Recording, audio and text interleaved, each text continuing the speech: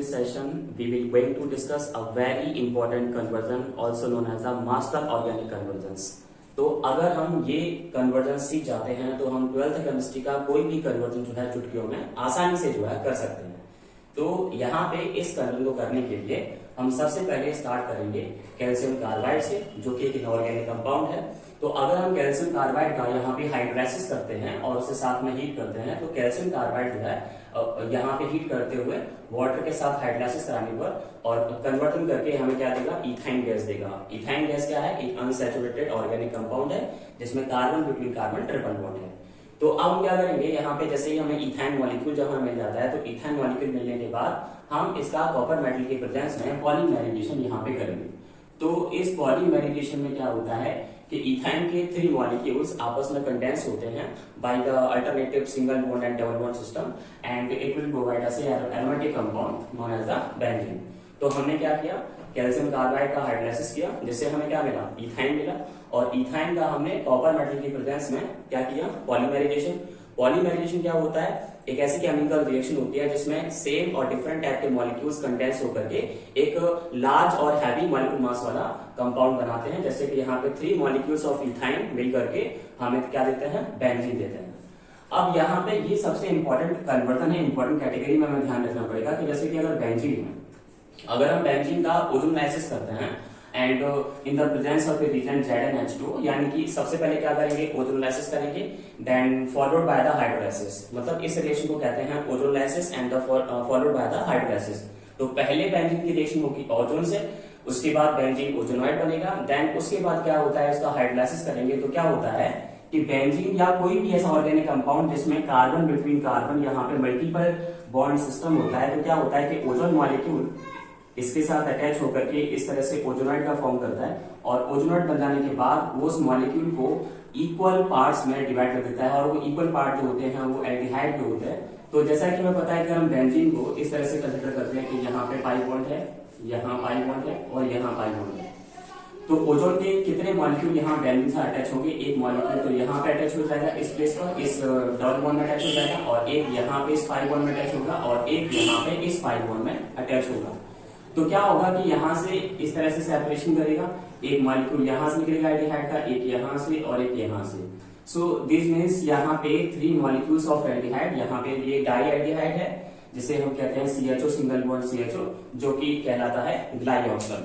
तो हमें ध्यान रखना है कि अगर हम बेंजीन का अगर ओजोनाइसिस करते हैं then followed by the hydrolysis, तो क्या होगा कि बेंजीन जो है 3 इक्वल पार्ट्स में हमें ग्लाइऑक्सल प्रोवाइड करेगा। अब जब यहाँ पे हम इस एल्डिहाइड को देखेंगे तो इस एल्डिहाइड में अगर सपोज इसे हम एज अ फंक्शनल ग्रुप अगर यहाँ पे कंसीडर करते हैं, तो क्या होगा कि इसके जो यहाँ पे जो रिसेंट या एडिसेंट जो कार्बन होगा उसे हम क्या कहेंगे, अल्फा कार्बन कहेंगे। और अल्फा कार्बन के जो हाइड्रोजन जो होते हैं वो क्या होते हैं, अल्फा हाइड्रोजन। तो यहाँ पे तो दोनों ही एल्डिहाइड है, यहाँ पे क्या होगा, देखो जैसे कि यहाँ पे CHO ग्रुप है, ये एल्डिहाइड है। अब इसका यहाँ पे जो नीसेंट कार्बन होता है या जो एडजेसेंट कार्बन होता है उसे हम कहते हैं अल्फा कार्बन। और अल्फा कार्बन अगर वहां पे होता है तो क्या होता है कि एल्डिहाइड कौन सी रिएक्शन देते हैं, एल्डोन रिएक्शन देते हैं, हमने प्रीवियस वीडियो में सीखा हुआ है। अगर यहाँ पे अल्फा कार्बन प्रेजेंट नहीं होता है तो कौन सी रिएक्शन होती है, कैनिजारो रिएक्शन। तो यहाँ पे जो रिएक्शन जो होगी बेटा वो कैनिजारो रिएक्शन होगी। तो कैनिजारो रिएक्शन क्या होती थी कि अगर हम एक ऐसा एल्डिहाइड लेते हैं जिसके पास अल्फा हाइड्रोजन एब्सेंट होता है, अल्फा हाइड्रोजन नहीं होता है, वो जो है 50% सोडियम हाइड्रोक्साइड सॉल्यूशन के साथ रिएक्शन करके क्या होता है कि वहां पे 2 मॉलिक्यूल्स एल्डिहाइड के पार्टिसिपेट करते हैं, जिसमें से एक मॉलिक्यूल अपने कॉरस्पॉन्डिंग एल्कोहल में कन्वर्ट होता है। कॉरस्पॉन्डिंग का मतलब सेम नंबर ऑफ कार्बन वाले एल्कोहल में कन्वर्ट होता है, और सेकंड जो मॉलिक्यूल है वो ऑक्सीडाइज होकर के पहले तो कार्बोक्सिलिक एसिड बनाता है और फिर यहाँ पे सोडियम मेटल के साथ रिएक्शन करके कार्बोक्सिलिक एसिड का सॉल्ट बनाता है। तो यहाँ पे 2 मॉलिक्यूल्स तो नहीं है, लेकिन एक ही मॉलिक्यूल में यहाँ पे 2 एल्डिहाइड यहाँ पे फंक्शन ग्रुप हमें दिख रहे हैं। तो यहाँ पे क्या होगा कि ये 50% सोडियम हाइड्रोक्साइड के साथ रिएक्शन करके कैनिजारो रिएक्शन देंगे। तो ये जो ऊपर वाला पार्ट है सपोज ये रिड्यूस होता है और रिड्यूस होकर के हमें यहाँ पे एल्कोहलिक पोर्शन यहाँ पे देता है, और नीचे वाला जो एल्डिहाइड ग्रुप जो यहाँ दिख रहा है ये ऑक्सीडाइज होकर के कार्बोक्सिलिक एसिड का सोडियम सॉल्ट यहाँ पे बना देता है। तो इस तरह से यहाँ पे 2 कार्बन के साथ हमें ये कंपाउंड यहाँ पे मिल जाता है। अब हम क्या करेंगे, इस कंपाउंड की रिएक्शन फास्फोरस और हाइड्रोजन आयोडाइड से कराएंगे। And what is the phosphorus and the hydrogen iodide. This is actually reducing agent. ये एक बहुत ही अच्छा रिड्यूसिंग एजेंट है, कह सकते हैं काफी स्ट्रॉन्ग रिड्यूसिंग एजेंट है, जो हमारे इस पर्टिकुलर मॉलिक्यूल को, जो कि 2 कार्बन कंटेन करता है, उसको कॉरेस्पॉन्डिंग एल्केन में कन्वर्ट कर देता है। तो यहाँ पे जितनी भी ऑक्सीजन का जो अमाउंट दिख रहा है वो सब रिड्यूस होकर के यहाँ पे हमें देगा ये इथेन मॉलिक्यूल देगा। ठीक है, तो यहाँ पे जो इससे पहले जो कंपाउंड था इसमें 2 कार्बन थे और यहाँ पे P प्लस HI जो कि phosphorus, red phosphorus and hydrogen iodide के साथ रिएक्ट करके रिड्यूस होकर के हमें इथेन देता है। एंड इथेन क्या है? इथेन बेसिकली एल्केन मॉलिक्यूल है। अब हमें मास्टर ऑर्गेनिक कन्वर्जन में ध्यान रखना है कि जब भी हम इथेन या कोई भी एल्केन आ जाता है तो बस हमें माइंड में एक ही थॉट याद रखना है। मैंने कई बार पहले प्रीवियस वीडियो में बताया है कि अगर एल्केन होता है और एल्केन से आगे कैसे जाएंगे तो ध्यान रखना है कि हम वहां पे हेलोजन लाइट का यूज करते हैं। हेलोजन लाइट क्या होता है? एक कोई भी हेलोजन गैस लेते हैं लाइक Br2 और Cl2 मतलब क्लोरीन और ब्रोमीन गैस, और सनलाइट की प्रेजेंस में उसकी रिएक्शन कराते हैं, जिससे कि हमारा जो एल्केन होता है वो अपने कॉरेस्पॉन्डिंग अल्काइल हैलाइड में कन्वर्ट हो जाता है। तो जैसे कि यहाँ पे इथेन मॉलिक्यूल जब हेलोजनेशन होगा इन द प्रेजेंस ऑफ सनलाइट तो वो हमें अल्काइल हैलाइड के रूप में क्या देगा? Ethyl chloride. तो यहाँ पे क्या आ गया? इथाइल क्लोराइड आ गया। अब हम ध्यान देंगे अल्काइल हैलाइड आने के बाद जैसे कि वहां पे इथाइल क्लोराइड है तो हम यहाँ पे पोटेशियम हाइड्रोक्साइड सॉल्यूशन यूज करते हैं। पोटेशियम हाइड्रोक्साइड सॉल्यूशन 2 तरह के होते हैं, एक एल्कोहलिक पोटेशियम हाइड्रोक्साइड होता है और एक होता है स्टूडेंट्स अक्वस पोटेशियम हाइड्रोक्साइड। इन दोनों को हम लोग कैसे बनाते हैं कि अगर मान लीजिए कि हमारा एल्कोहल है, मतलब हम टेस्ट ट्यूब लेंगे, टेस्ट ट्यूब में थोड़ा सा एल्कोहल लेंगे लाइक इथेनॉल लेंगे एंड उसमें थोड़ा सा सॉलिड पोटेशियम हाइड्रोक्साइड मिला करके शेक करेंगे तो वो एल्कोहलिक पोटेशियम हाइड्रोक्साइड मिलेगा। अगर वहां पे एल्कोहल की जगह वाटर को एज अ सॉल्वेंट अगर हम यूज करते हैं तो हमें जो पोटेशियम हाइड्रोक्साइड मिलेगा उसे कहेंगे अक्वस पोटेशियम हाइड्रोक्साइड सॉल्यूशन। एंड क्या होगा कि अगर एल्कोहलिक पोटेशियम हाइड्रोक्साइड जो है अगर रिएक्शन करता है तो ये हमें बच्चों एलिमिनेशन रिएक्शन हमें देता है। यहाँ पे होता है एलिमिनेशन, और अगर अक्वस यहाँ पे हम पोटेशियम हाइड्रोक्साइड यूज करते हैं तो सब्स्टिट्यूशन रिएक्शन होती है।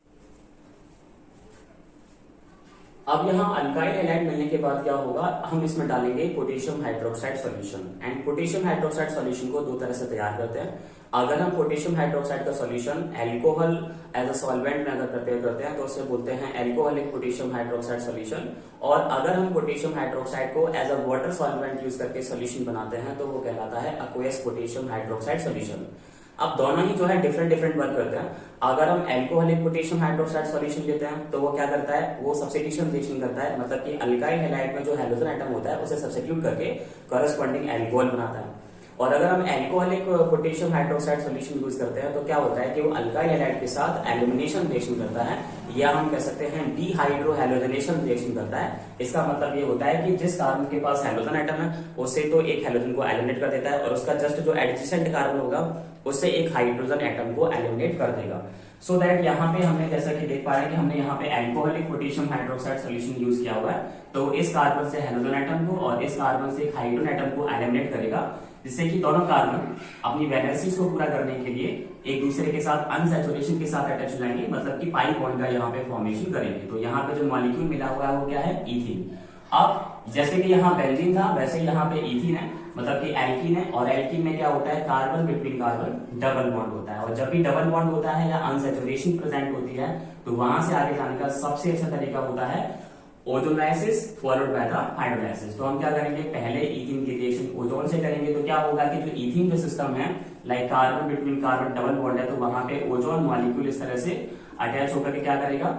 ओजोनाइड बनाएगा। जब उसका हाइड्रोलाइसिस करेंगे तो क्या होगा कि यहाँ पे वो इक्वल अमाउंट वाले क्या देगा? हमें एल्डिहाइड देगा। तो यहाँ पे एल्डिहाइड में यहाँ पे कितने कार्बन एटम हमें दिख रहे हैं? 1 कार्बन है, क्योंकि 1 कार्बन यहाँ पे और 1 कार्बन यहाँ पे, क्योंकि ओजोनाइसिस क्या करता है? यहाँ पे हम कह सकते हैं कि उसका इक्वली जो है सेपरेशन करता है। तो यहाँ पे इक्वली सेपरेशन से जो कार्बन के दोनों साइड में पार्ट अगर देखोगे तो यहाँ पे भी कार्बन का एक पार्ट है और यहाँ पे भी कार्बन का एक पार्ट है, मतलब एक एटम है। तो ये एक कार्बन का एल्डिहाइड हमें प्रोवाइड करेगा, और वो एक कार्बन का एल्डिहाइड क्या होता है? फॉर्मल्डिहाइड होता है। ठीक है, तो यहाँ पे जैसे ही इथीन का हमने ओजोनाइसिस किया और उसे हाइड्रोलाइसिस किया तो हमें यहाँ पे सेपरेशन होकर के 2 मॉलिक्यूल्स ऑफ फॉर्मल्डिहाइड मिलेंगे, जिसमें कि एक कार्बन एटम का एल्डिहाइड, जो कि एक कार्बन का एल्डिहाइड है। अब हम क्या करेंगे? इसकी रिएक्शन जो है वो HCl के साथ कराएंगे and in the presence of zinc amalgam. तो क्या होगा कि यहाँ पे जितनी भी ऑक्सीजन है, मतलब ये जो है बच्चों एक रिड्यूसिंग एजेंट है जो कि एल्डिहाइड के लिए जो अगर एल्डिहाइड के लिए यूज किया जाता है और उस एल्डिहाइड को अगर हम इस रिड्यूसिंग एजेंट के द्वारा रिड्यूस करते हैं तो उसे वो कॉरस्पॉन्डिंग एल्केन में कन्वर्ट कर देता है। तो यहाँ पे एल्केन को देखोगे तो एल्केन में 1 कार्बन एटम है, क्योंकि हमारे एल्डिहाइड में भी कितना था, 1 कार्बन एटम ही था।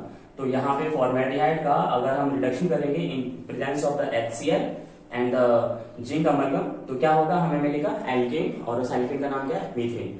मैंने पहले ही आपको बताया था कि एल्केन मिलेगा तो क्या करेंगे, हेलोजन लाइट डालेंगे वहां पे, यानी कि उसकी रिएक्शन क्लोरीन से करेंगे in presence of halogen light. तो क्या होगा, मीथेन जो कि एल्केन है वो एक कार्बन का एल्केन हैलाइड प्रोवाइड करेगा, लाइक मिथाइल क्लोराइड। ठीक है, अब हम सपोज करते हैं कि हम मिथाइल क्लोराइड में कार्बन इंसर्ट करना चाहते हैं, मतलब कि कार्बन की चेन को इंक्रीज करना चाहते हैं। तो कार्बन की चेन इंक्रीज करने के कई पैटर्न हैं। बाय द ग्रिग्नार्ड रिजेंट हम कार्बन को बढ़ा सकते हैं चेन में, एंड बहुत ही अच्छा जो प्रोसीजर है वो है KCN के साथ ट्रीटमेंट कराना। तो KCN क्या करता है कि CN को इंसर्ट कर देता है कार्बन चेन में और नंबर ऑफ कार्बन एटम्स बढ़ जाते हैं चेन के अंदर। तो हम क्या करेंगे, KCN के साथ रिएक्शन कराएंगे मिथाइल क्लोराइड की। तो क्या होगा, KCN हमें स्ट्रॉन्ग नीबिल फाइल प्रोवाइड करेगा CN नेगेटिव, जो कि Cl को यानी क्लोरीन को सब्स्टिट्यूट करके क्या बना देगा, मिथाइल साइनाइड। राइट, तो यहाँ मिथाइल साइनाइड यहाँ पे आ चुका है। अब यहाँ पे 2 इंपॉर्टेंट केस हम यहाँ पे सीखेंगे। अगर कोई भी अल्काइल नाइट्राइल है, इसके लिए मैंने आपको वीडियो बनाई है, आप प्लेलिस्ट में जाके वहां देख सकते हैं कि अगर हमारे पास अल्काइल नाइट्राइल है तो उसका हाइड्रोलाइसिस करते हैं, और हाइड्रोलाइसिस के वहां पे 2 केस होते हैं, एक होता है पार्शियल हाइड्रोलाइसिस और एक होता है कंप्लीट हाइड्रोलाइसिस।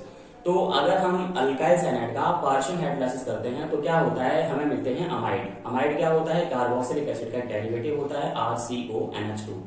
और अगर हम कंप्लीट हाइड्रोलाइसिस करते हैं तो अल्काइल नाइट्राइल हमें देता है कार्बोक्सिलिक एसिड। तो वहां पे 1 बाय 1 हम दोनों केसों को यहाँ पे सीखेंगे। तो पहले केस में हमने देखा कि हमने मिथाइल साइनाइड का क्या किया, P हाइड्रोलाइसिस मतलब कि partial hydrolysis by the H2O in acidic medium, so it will gives us the amide. तो एमाइड के रूप में यहाँ पे CH3CONH2 मिला हुआ है, जिसे कहते हैं एसिटामाइड। तो यहाँ पे अभी आपने क्या किया है, हाइड्रोलाइसिस किया है, जिससे कि हमें क्या मिला, एसिटामाइड। अब एसिटामाइड में अगर आप यहाँ पे P2O5 डालते हो, और P2O5 क्या है, P2O5 एक रिड्यूसिंग एजेंट है, सॉरी डिहाइड्रेटिंग एजेंट है। डिहाइड्रेटिंग एजेंट क्या करते हैं, वाटर का रिमूवल करने का काम करते हैं। आपने अभी अभी यहाँ पे वाटर डाला हुआ है और फिर से यहाँ पे निकाल रहे हो तो वाटर फिर से निकल जाएगा, तो बैक जहां से स्टार्ट किया था वहीं पे आ जाएंगे, यानी कि मिथाइल साइनाइड फिर से हमें यहाँ पे मिल जाएगा। अब मिथाइल साइनाइड आने के बाद यहाँ पे हम करेंगे कंप्लीट हाइड्रोलाइसिस। तो कंप्लीट हाइड्रोलाइसिस से हमें क्या मिलेगा, कार्बोक्सिलिक एसिड मिलेगा, क्योंकि यहाँ पे मिथाइल साइनाइड में 2 कार्बन एटम है, तो 2 कार्बन एटम का हमें यहाँ पे कार्बोक्सिलिक एसिड मिलेगा, जिसका नाम है एसिटिक एसिड। तो देखो यहाँ से लेके यहाँ तक सेम टाइप के कन्वर्जन थे। मिथाइल साइनाइड का पार्शियल हाइड्रोलाइसिस किया तो अमाइड मिला, जिसे एसिटामाइड कहते हैं, और मिथाइल हाइड्रोलाइसिस का कंप्लीट हाइड्रोलाइसिस किया तो हमें क्या मिला, यहाँ पे carboxylic acid. Okay, carboxylic acid बनने के बाद हम इसकी रिएक्शन लाते हैं सोडा लाइम के साथ। सोडा लाइम क्या होता है, सोडियम हाइड्रोक्साइड और कैल्शियम ऑक्साइड का जो मिक्सचर होता है उसे कहते हैं soda lime. And soda lime का काम क्या होता है, सोडा लाइम जब भी कार्बोक्सिलिक एसिड के साथ रिएक्शन करता है तो वो डीकार्बोक्सिलेशन का काम करता है। डीकार्बोक्सिलेशन मतलब कि मॉलिक्यूल के अंदर अगर कार्बन डाइऑक्साइड गैसेस दिख रही है तो उसको वो रिमूव करता है। तो यहाँ पे सोडा लाइम अगर हम यहाँ पे यूज करते हैं तो जो यहाँ पे जो एसिटिक एसिड है, जिसे इथेनोइक एसिड कहते हैं, उसमें तो यहाँ पे CO2 गैस जो यहाँ पे दिख रही है उसको क्या करेगा, रिमूव कर देगा एज ए सोडियम कार्बोनेट। तो यहाँ पे क्या बचेगा, CH4, यानी कि फिर से हमारे पास क्या आ गया, एल्केन। और एल्केन के बारे में जानते हैं, जब भी हमें एल्केन मिलता है तो वहां पे डालते हैं हैलोजन लाइट, और हैलोजन लाइट क्या करेगी कि एल्केन को कॉरस्पॉन्डिंग अल्काइल हैलाइड में चेंज कर देगी। तो यहाँ पे मीथेन मॉलिक्यूल है, मीथेन मॉलिक्यूल से हमें क्या मिल जाएगा, यहाँ पे मिथाइल क्लोराइड। अब यहाँ पे ये अल्काइल हैलाइड है, अल्काइल हैलाइड आने के बाद हम यहाँ पे चेन बढ़ा सकते थे, लेकिन अभी हम चेन बढ़ाना नहीं चाहते, हम यहाँ पे एलिफेटिक कंपाउंड से एरोमेटिक कंपाउंड्स में जाना चाहते हैं। तो उसके लिए सबसे इंपॉर्टेंट जो रिएक्शन थी, this is the FC acylation reaction या फील्ड क्राफ्ट असाइलेशन रिएक्शन यहाँ पे कर सकते हैं। तो यहाँ पे ये जो रिएक्शन है पर्टिकुलर, ये अल्काइलेशन रिएक्शन है, क्योंकि फील्ड क्राफ्ट की 2 रिएक्शन होती हैं, एक असाइलेशन और एक होती है अल्काइलेशन। तो अल्काइलेशन और असाइलेशन में क्या डिफरेंस होता है कि अगर हम बेंजीन की रिएक्शन जो है वो अल्काइल हैलाइड के साथ यहाँ पे करते हैं, जैसे कि CH3Cl है, तो वो कहलाती है फील्ड क्राफ्ट अल्काइलेशन रिएक्शन। अगर हम बेंजीन की रिएक्शन यहाँ पे एसिटामाइड के साथ कराते हैं, लाइक एसिटामाइड दिस वन, और या फिर एसिटिल क्लोराइड के साथ हम वहां पे कराते हैं रिएक्शन, तो वो कहलाती है असाइलेशन रिएक्शन। तो बेसिकली अभी हम यहाँ पे FC अल्काइलेशन रिएक्शन परफॉर्म करेंगे, यानी कि फील्ड क्राफ्ट अल्काइलेशन रिएक्शन, जिसमें क्या होगा कि अल्काइल हैलाइड की रिएक्शन बेंजीन के साथ कराते हैं, in presence of A electrophile, उसका नाम है एनहाइड्रस एल्यूमिनियम क्लोराइड। तो क्या होगा, यहाँ पे जो मिथाइल ग्रुप है वो बेंजीन के जो न्यूक्लियोफिलिक कार्बन एटम है वहां पे अटैच हो जाएगा और हमें एक एरोमेटिक कंपाउंड देगा जो कि है toluene. So this is the Friedel Crafts alkylation reaction by which we will gain the toluene. ठीक है, अब टोलुइन में देखोगे क्या है कि यहाँ बेंजीन है और बेंजीन की यहाँ पे एक साइड चेन है। साइड चेन में कितने कार्बन एटम है, 1 कार्बन एटम है। अब हम इसका कराने वाले हैं ऑक्सीडेशन। तो ऑक्सीडेशन के लिए हमें क्या यूज करना पड़ेगा, ऑक्सीडाइजिंग एजेंट। तो यहाँ पे ये जो है KMnO4 and OH negative, this is the alkaline potassium permanganate solution which is a very strong oxidizing agent। हमारे पास दो strong oxidizing agent हैं, like acidic potassium dichromate solution and alkaline potassium permanganate solution। तो इसे बनाने के लिए basically क्या करते हैं कि पोटेशियम परमैंगनेट को पोटेशियम हाइड्रोक्साइड के सॉल्यूशन में डिसॉल्व करते हैं, जिससे कि हमें एक स्ट्रॉन्ग ऑक्सीडाइजिंग एजेंट मिलता है, जिसे एल्केलाइन पोटेशियम परमैंगनेट सॉल्यूशन कहते हैं। तो ये क्या करेगा, जो साइड चेन हमें यहाँ दिख रही है उस साइड चेन को कंप्लीटली कार्बोक्सिलिक एसिड में ऑक्सीडाइज कर देगा, जिससे कि हमें टोलुइन से यहाँ पे क्या मिल जाएगा, बेंजोइक एसिड। जब बेंजीन के साथ साइड चेन के रूप में C+H अटैच होता है तो इसे कहते हैं बेंजोइक एसिड। ठीक है, अब यहाँ पे बेंजोइक एसिड मिलने के बाद इसकी रिएक्शन किसके साथ करा रहे हैं, अमोनिया के साथ, और साथ ही साथ इसे हीट करेंगे तो क्या होगा कि कार्बोक्सिलिक एसिड का एक डेरिवेटिव मिलेगा, अमोनिया डेरिवेटिव मिलेगा, और उस अमोनिया डेरिवेटिव का नाम है एमाइड। तो यहाँ पे आप देख पा रहे हैं CONH2। CONH2 कौन सा ग्रुप होता है, एमाइड ग्रुप होता है, और बेंजीन के साथ यहाँ पे अटैच है तो इसे कहेंगे बेंजेनामाइड। तो यहाँ पे बेंजोइक एसिड से बेंजेमाइड यहाँ पे मिलेगा, क्योंकि हमने कार्बोक्सिलिक एसिड यानी कि बेंजोइक एसिड की रिएक्शन अमोनिया से करी है।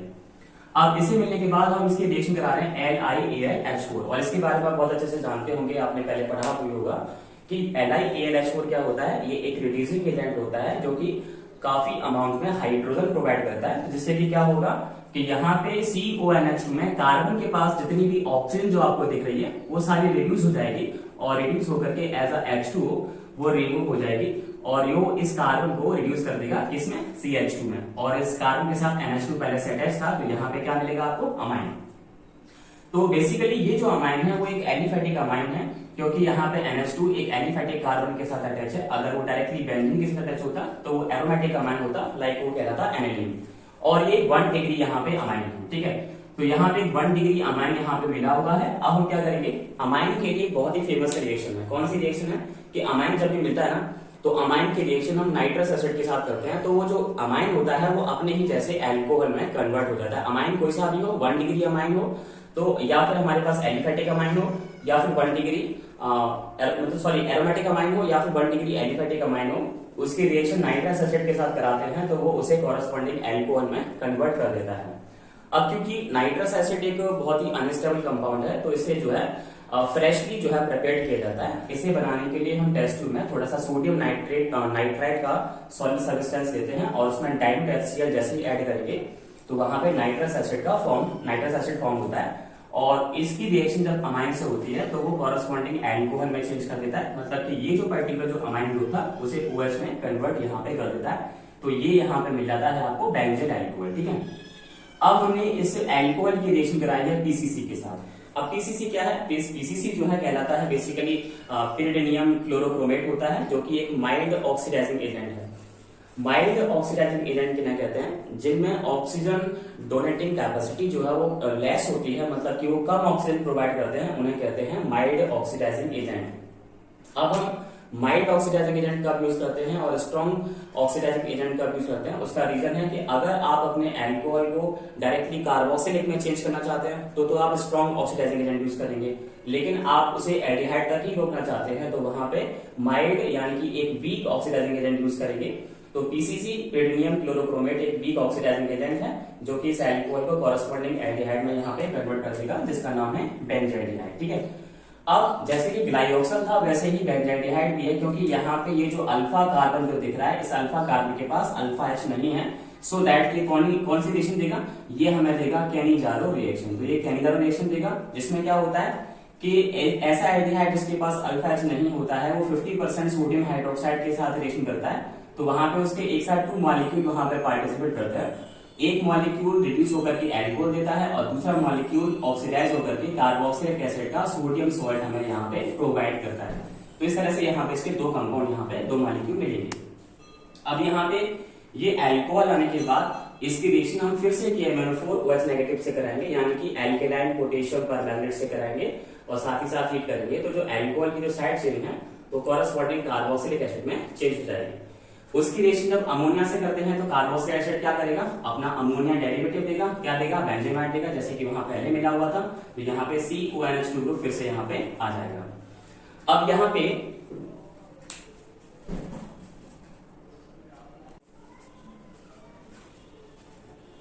तो यहाँ पे बेंजेमाइड आ जाएगा। अब हम यहाँ पे क्या करेंगे, इसकी रिएक्शन करेंगे Br2 और KOH के साथ। देखो Br2 और KOH जब एमाइड के साथ रिएक्शन करता है तो हाफमैन रिएक्शन होती है, और इस हाफमैन रिएक्शन में जो Br2 ब्रोमीन और potassium hydroxide as a reagent जब यूज होता है तो इस रिएजेंट को एज अ हिंट हम ताली वाला के नाम से ध्यान रखते हैं।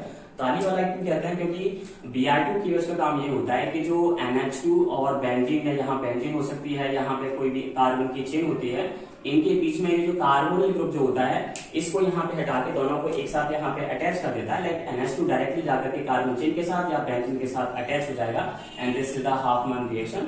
इसीलिए इसे ताली वाला रिएजेंट के नाम से भी ध्यान रखते हैं।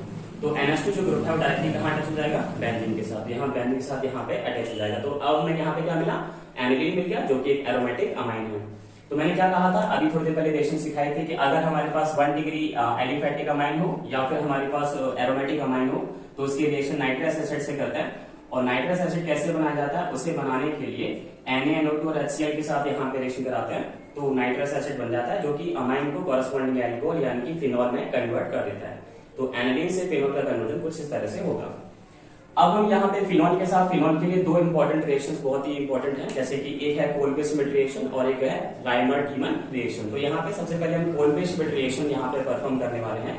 उसके लिए हम क्या करते हैं, फिनॉल की रिएक्शन एक सोडियम हाइड्रोक्साइड सॉल्यूशन और कार्बन डाइऑक्साइड के साथ यहाँ पे करते हैं in presence of acidic medium. तो क्या होता है कि जो फिनॉल का जो यहाँ पे ये जिसे ऑर्थो कार्बन कहते हैं या 1,2 पोजीशन, जो ऑर्थो पोजीशन जो होती है, इस ऑर्थो पोजीशन पे कार्बोक्सिलिक ग्रुप आ जाता है यहाँ पे, जैसे कि यहाँ देख पा रहे हैं।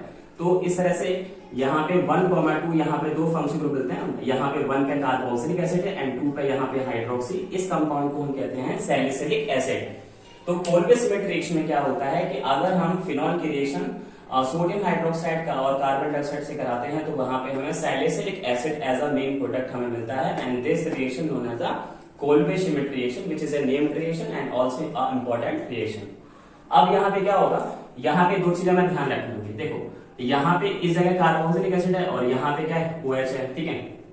अगर हम इसकी रिएक्शन यहीं पे अगर जिंक मेटल के साथ कराते हैं तो जिंक मेटल का काम ये होता है कि वो हाइड्रोक्सिल जो ग्रुप होता है उसकी ऑक्सीजन लेके अलग हो जाता है, तो मतलब यहाँ पे OH हट जाएगा। लेकिन हमने यहाँ पे क्या किया हुआ है, हमने तो यहाँ पे सोडा लाइम यूज किया हुआ है, और सोडा लाइम क्या होता है, कैल्शियम ऑक्साइड और सोडियम हाइड्रोक्साइड का मिक्सचर होता है, जो कि क्या करता है कि कार्बोक्सिलिक एसिड में जो भी CO2 मॉलिक्यूल होता है उसे वहां से हटा देता है। तो यहाँ बचेगा H, जो कि इसी पोजीशन पे आ जाएगा। तो वापस से हमें क्या मिल जाएगा, फिनॉल।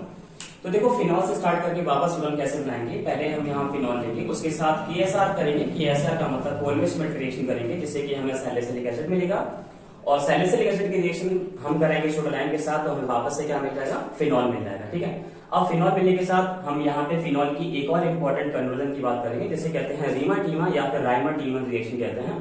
और राइमर-टीमन रिएक्शन में क्या होता है कि फिनॉल की रिएक्शन क्लोरोफॉर्म और पोटेशियम हाइड्रोक्साइड के साथ यहाँ पे कराते हैं। पोटेशियम हाइड्रोक्साइड यहाँ पे अक्वेस होता है, एंड रिएक्शन कराने पर क्या होता है कि यहाँ पे जो सेकंड पोजीशन जो होती है 1,2 पोजीशन जो होती है, सेकंड पोजीशन पे यहाँ पे एल्डिहाइड ग्रुप जो है वो आ जाता है। तो एल्डिहाइड ग्रुप आ जाने से यहाँ पे जो कंपाउंड मिलता है इसे कहते हैं सैलिसिल एल्डिहाइड, ठीक है। तो हमने देखा कि अगर हम फिनॉल की रिएक्शन कोल्बे-श्मिट रिएक्शन करते हैं तो हमें salicylic acid as a main product हमें मिलता है, और जब हम राइमर-टीमन रिएक्शन करते हैं तो हमें सैलिसिल एल्डिहाइड यहाँ पे मिल जाता है। अब हम यहाँ पे सैलिसिल एल्डिहाइड की रिएक्शन जिंक डस्ट के साथ करेंगे। तो जिंक डस्ट क्या करता है, मैंने बताया था कि यहाँ पे जो OH होता है उसकी ऑक्सीजन लेकर के जिंक ऑक्साइड यहाँ पे बना देता है, और वो हाइड्रोजन वहीं पे अटैच हो जाता है। तो बेसिकली यहाँ पे क्या मिलेगा, बेंजाइड।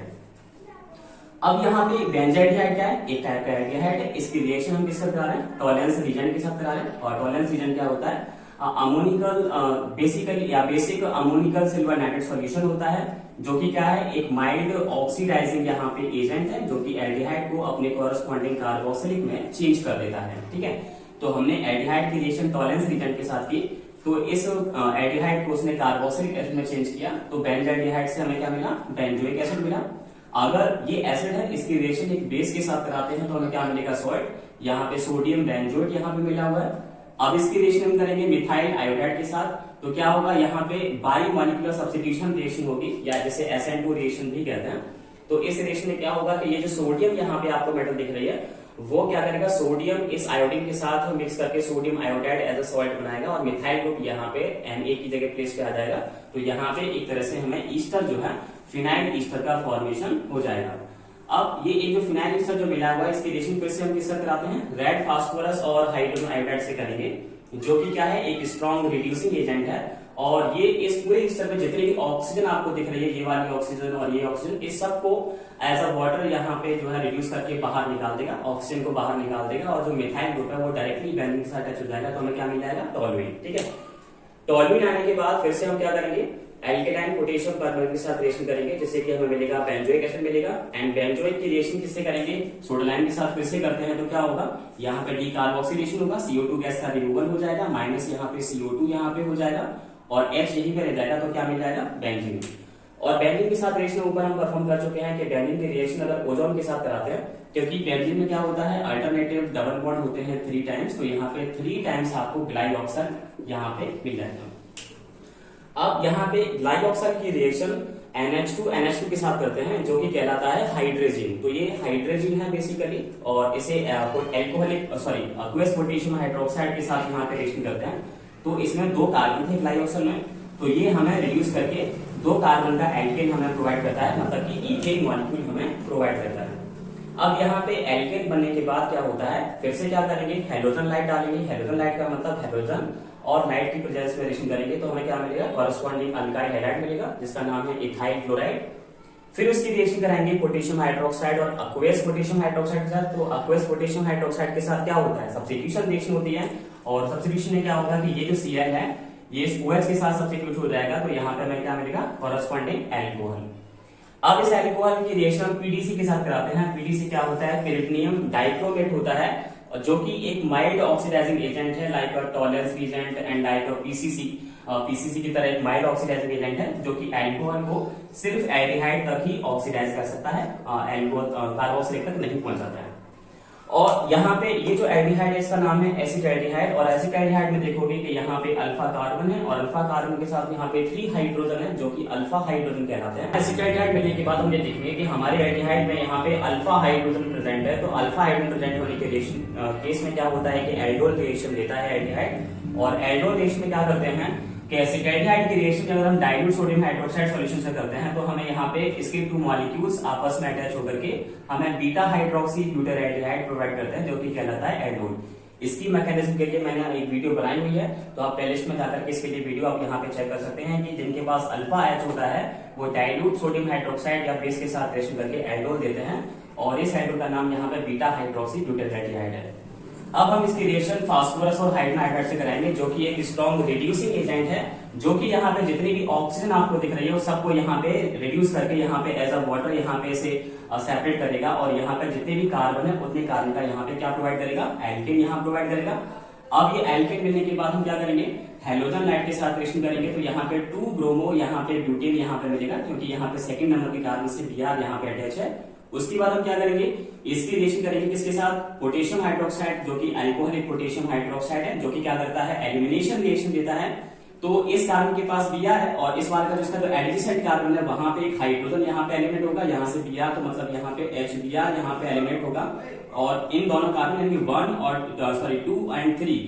और 3 कार्बन के साथ यहाँ पे अनसैचुरेशन आ जाएगा, मतलब कि यहाँ पे एल्कीन बन जाएगा। अब इस एल्कीन बनने के बाद यहाँ पे क्या होगा कि इसकी रिएक्शन हम करेंगे ओजोन के साथ। हमने कई बार सीखा हुआ कि एल्कीन मिलने के बाद हम उसका ओजोनाइसिस करते हैं and followed by the hydrolysis. तो वो क्या करता है कि एल्कीन को यहाँ पर 2 इक्वल पार्ट्स में सेपरेट करता है, और इक्वल पार्ट में जितने भी यहाँ पे कार्बन जो हमें देखते हैं, जैसे कि यहाँ पे इस वाले पार्ट में भी 2 कार्बन एटम है और यहाँ पे भी 2 कार्बन एटम है, तो 2 कार्बन एटम का यहाँ पे एल्डिहाइड हमें यहाँ प्रोवाइड करेगा।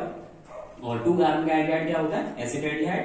एसिटाल्डिहाइड के साथ यहाँ पे हम हेलोफॉर्म रिएक्शन परफॉर्म करेंगे, जिसमें हम क्या करते हैं, एक ऐसा एल्डिहाइड जिसके पास अल्फा H होता है, वो आयोडीन और सोडियम हाइड्रोक्साइड के साथ रिएक्शन करके हमें हेलोफॉर्म देता है, लाइक CHCl3, जिसे क्लोरोफॉर्म कहते हैं।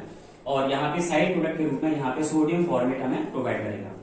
तो क्लोरोफॉर्म की रिएक्शन जब सिल्वर मेटल के साथ कराते हैं एंड उसे हीट करते हैं तो जितनी भी इसमें क्लोरीन होती है वो सिल्वर के साथ मिलकर के यहाँ पे AgCl बना लेती है और यहाँ पे इसके 2 मॉलिक्यूल अटैच होकर के यहाँ पे इथाइन का फॉर्मेशन करते हैं।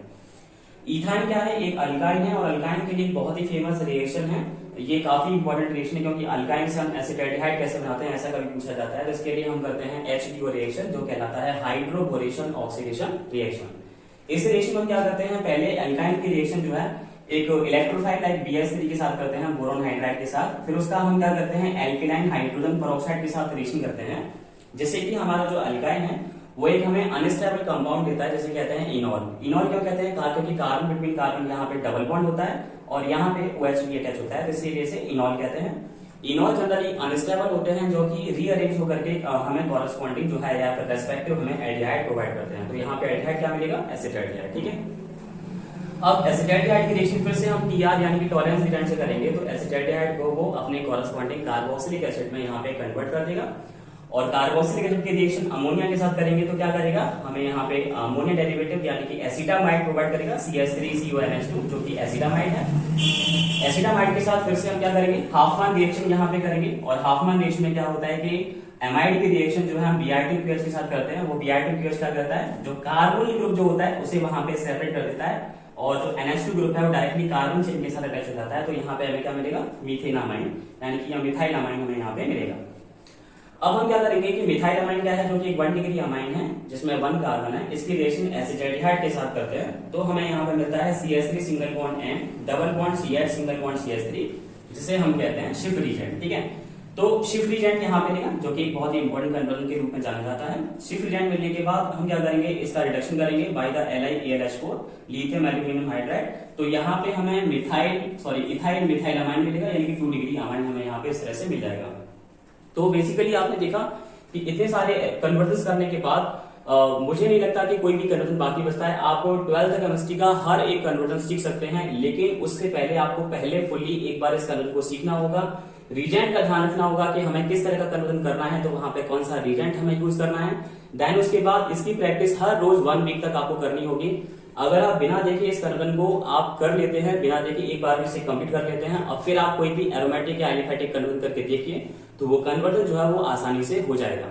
Hope so you understand very well and share and subscribe this channel for the latest upcoming videos and thank you for watching these videos.